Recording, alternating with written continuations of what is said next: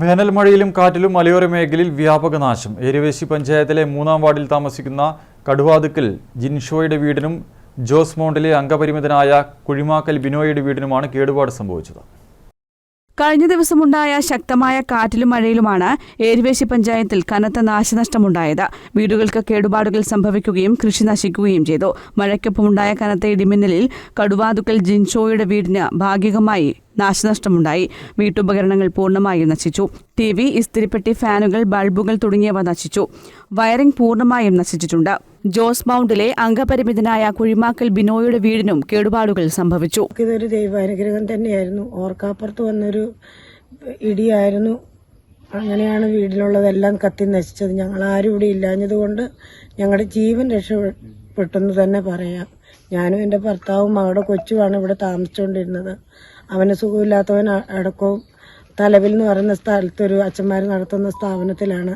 എനിക്ക് വീട് പണിയെ സംബന്ധിച്ച് അതായതുകൊണ്ട് എൻ്റെ വീട്ടിലുള്ള സകല സാധനവും ബിനോയുടെ സാധനവും എല്ലാം ഈ വീടിനകത്തുണ്ടായിരുന്നു. അത് മുഴുവൻ കത്തി നശിച്ചെന്ന് വേണമെങ്കിൽ പറയാം. ഏരുവേശി പഞ്ചായത്ത് പ്രസിഡന്റ് മിനി ഷൈബിയുടെ നേതൃത്വത്തിൽ പ്രദേശം സന്ദർശിച്ചു. 2 വീടുകൾക്കാണ് കേടുപാടുണ്ടായിരിക്കുന്നത്. ഒന്ന് ഇത് ബിനോയ് കുഴിമാക്കൽ എന്ന് പറഞ്ഞവരുടെ വീടാണ്. വീടിനകത്തെ ഫുൾ സാധനങ്ങളും കത്തി നശിച്ചു പോയി. അതിന്റെ വയറിങ്, വീട്ടുപകരണങ്ങൾ, ഭക്ഷ്യസാധനങ്ങൾ മുഴുവൻ കത്തി അമർന്നു. ഇന്നലെ ഇവിടെ വീട്ടിലെ ആൾക്കാരില്ലായിരുന്നു. ഇവരിന്നലെ വീട്ടിലായിരുന്നുകൊണ്ട് ഈ എല്ലാവരുടെയും ജീവൻ രക്ഷിക്കാൻ കഴിഞ്ഞു. ബിനോയ് കുഴിമാക്കൽ എന്ന് പറഞ്ഞ ആളുടെ കാല് മുറിച്ചിട്ട് തലവില് അവരവിടെ സമറ്റൻ ഹോമിൽ താമസമാണ്.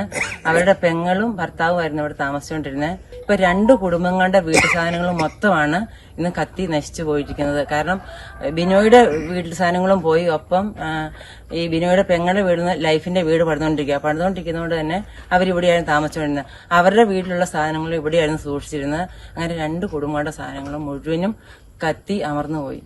3-ാം വാർഡ് മെമ്പർ ജസ്റ്റിൻ തുളുമ്പൻമാക്കൽ, 12-ാം ward member Sheeja Shibu, assistant കൃഷി ഓഫീസർ KV അശോകൻ, കൃഷി assistant Udayan E, panchayat overseer Pradeepa, സാമൂഹ്യ പ്രവർത്തകർ തുടങ്ങിയവരും മിനി ഷൈബിയോടൊപ്പമുണ്ടായിരുന്നു. News bureau, Irikkur.